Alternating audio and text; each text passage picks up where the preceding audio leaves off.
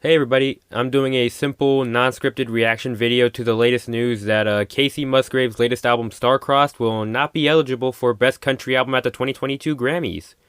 This is actually really shocking.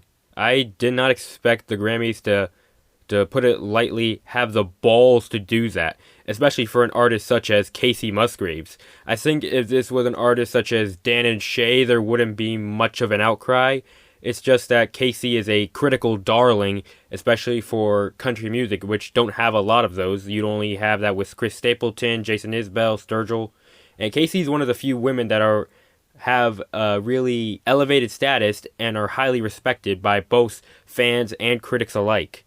So it's a bit interesting that they did it with this album especially. There's been a bit of an outcry from her fan base to Kacey herself and her team, and they bring up some points I could see and even agree with. For their diversity argument, yes, there's not a lot of racial diversity within the awards for the Grammys when it comes to country music. There's a lot of people of color and minorities I think deserve to be on the Grammy stage and have some nominations for albums and songs.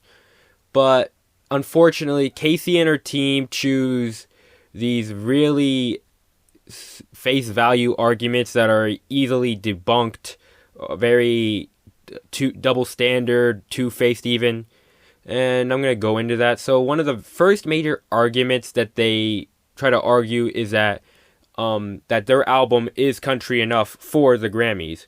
And there's a little bit of speculation with that because for this album, Kacey decided to distribute and promote this album with a pop label while being produced by UMG Nashville.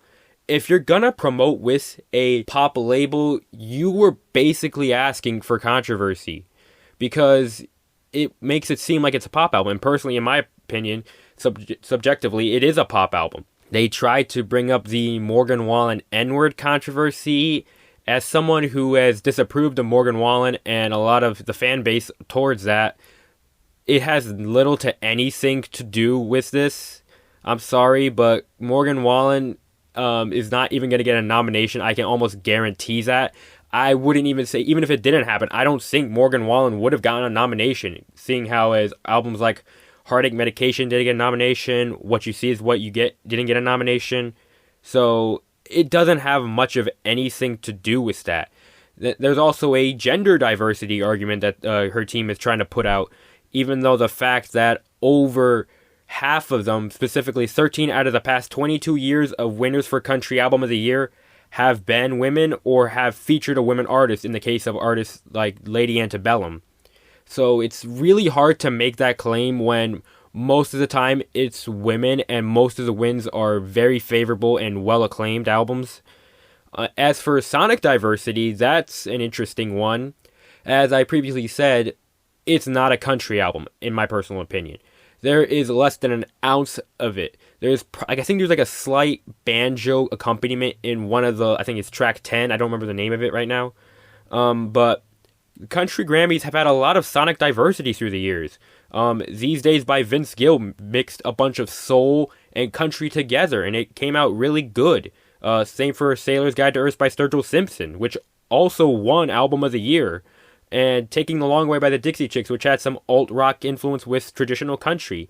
And also Uncaged, which was an amalgamation of several genres being blended with country. Van Leer Rose, which was, I believe it was more Jack White rock mixed with Loretta Lynn country. And Kacey's album herself, Golden Hour, won Album of the Year for overall and country. So it's really hard to make that claim that there's a sonic diversal issue when all the albums I've listed are winners. They're not just nominees. If you wanted to go into nominees, I could also name Red by Taylor Swift, the Lady Antebellum albums. And it's just really hard to make that claim. And I think Kacey, for this, decided on very stupid issues that don't have much levity, to be honest. I'm personally glad that this didn't get a nomination. I think it shows the country community's limit to their resolve. And I hope for more of this in the future. I think there's people going to question, oh, why weren't Dan and Shay not nominated? Or why wasn't Thomas Rhett not nominated? Because at least in their eyes, there is a solid amount of country influence, especially for like songs like Tequila by Dan and Shay, That Old Truck by Thomas Rhett, which is featured on the Center Point Road project. Starcrossed didn't have any country influence. I'm sorry. It's a pop album. They marketed it as a pop album, and in this case, you reap what you sow. And Kacey is just taking the low ground on this. I'm sorry. I hope more stuff like this happens with the Grammys in the future, and this is just earning more and more respect I have for their country category, even though overall I think the overall categories everyone can agree is garbage. That's really all I got to say on the issue. I hope for more of this, and that's all I got. See you later.